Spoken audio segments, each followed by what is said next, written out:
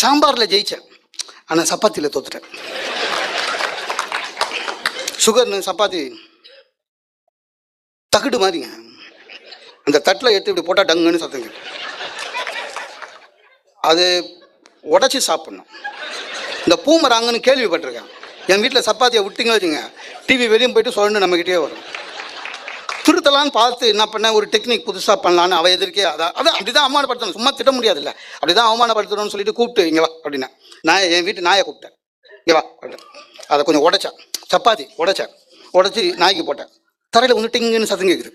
சப்பாத்தி என் நாய் நான் அதை அடிக்க போகிறேன்னு அப்படி பார்த்துட்டு சப்பாத்தி பார்த்துட்டு போயிடுச்சு. உடனே நான் ஒரு கருத்து சொல்லணும், அதாவது நீ வச்ச சப்பாத்தியை நாய் கூட சீண்டலை, அதுதான் கருத்து.